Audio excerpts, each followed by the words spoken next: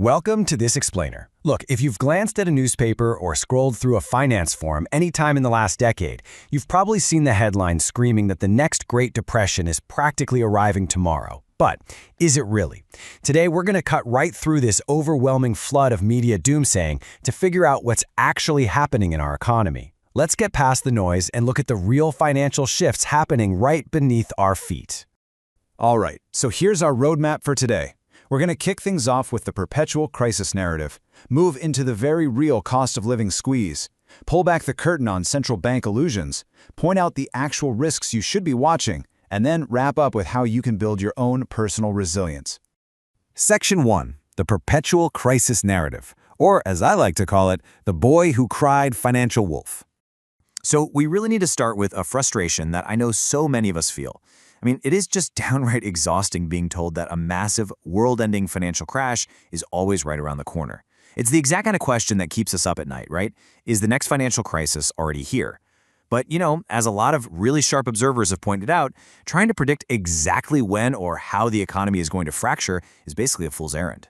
We keep sitting around looking for this spectacular cinematic crash, kind of like the housing collapse in 2008. But by waiting for that one specific type of event, we might actually be completely blind to the fact that a crisis of a totally different kind has already moved in and set up shop right in our living rooms. Because, honestly, the media has been crying wolf about an imminent crisis for years now. People have been predicting the end times since 2015. Then, of course, they ramped it up with intense fervor since COVID in 2020. And today? Today it just feels like a daily occurrence. One observer actually made a pretty funny comparison. They liken these constant delayed market crash predictions to that old phrase, just 2 more weeks to stop the spread. It's this repetitive loop, and it's completely numbed the public. There's a great quote from the sources that perfectly captures that numbness. Experts have predicted 20 of the last 3 recessions. It's so true. If pundits and journalists get it wrong, well, we just forget about it and move on, right? But if they happen to be right, literally just based on sheer probability, suddenly they're treated like Nostradamus. But remember, even a broken clock is right twice a day. We really can't let this generalized panic dictate our understanding of the economy. Moving on to Section 2, the invisible cost of living squeeze.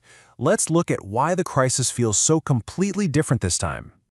So if that traditional dramatic crash hasn't happened the way all the talking heads predicted, we've got to look at what consumers are actually feeling in their wallets right now. Because there is a massive disconnect here. While the pundits are sitting around waiting for a traditional collapse, massive unemployment spikes, plunging stock tickers, widespread panic, everyday people are arguing that, hey, we are already mid-crisis. It's just not televised as one singular explosion. Instead, it's a slow burn squeeze on our daily survival. When houses are completely out of reach for a normal wage earner, when your grocery bill literally doubles, and when buying a standard vehicle requires a massive extended loan, well, the crisis isn't coming, it's already here, it's just distributed differently.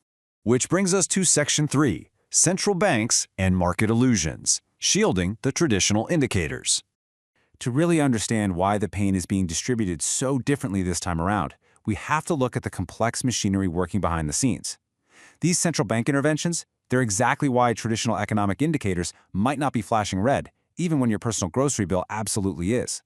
When central banks use tools like quantitative easing and inject massive amounts of money to manage economic shocks, they fundamentally alter how a downturn actually plays out. So traditional metrics like GDP growth or stock market performance might look perfectly stable or, frankly, even incredibly strong. But that creates an illusion of widespread health that can completely mask the underlying rot. Let's actually break down exactly how this happens step by step. Step 1, the government steps in and heavily intervenes to prevent a terrifying 2008-style crash. Makes sense, right? Nobody wants the banks failing overnight. Step 2, to pull that off, debt is deliberately inflated, which has the direct effect of protecting existing wealth and assets. But here's step 3. The economic pain doesn't just magically disappear. Instead, it gets transferred. So rather than allowing a sharp market correction that wipes out investments, these interventions effectively inflate the debt to keep the wealthy secure. And that leaves the rest of us to deal with the invisible, grinding crisis of everyday inflation. Let's get into Section 4, real risks, fluff and debt. Here is what we should actually be watching.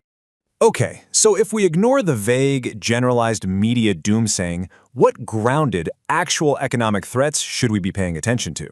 Well, consider this staggering number. The stock market currently sits at an astronomical 230% of gross domestic product. 230 That is a massive, massive disconnect between market valuations and the actual productive economy. And because of this extreme leverage, a lot of informed observers believe that central banks simply will not be able to just print their way out of the next major hurdle like they did back in 2020. The safety net is quite literally stretched to its absolute limit. So instead of giving in to general panic, we need to focus on the specific, tangible risks that could finally break that illusion. First off, watch for AI fluff returning to its intrinsic valuation. That means the massive hype cycle around artificial intelligence companies cooling way down to match their actual real-world profits. Second, keep an eye on the unwinding of the yen carry trade. That's a highly complex global borrowing mechanism that could drain market liquidity really fast. Third, watch for unseen risks bubbling up in private credit markets. And finally, oil supply shocks that could lock us into a brutal cycle of stagflation. These are the real concrete catalysts you want to monitor. And that leads us right into Section 5, Building Your Personal Resilience, Taking Control in an Age of Uncertainty.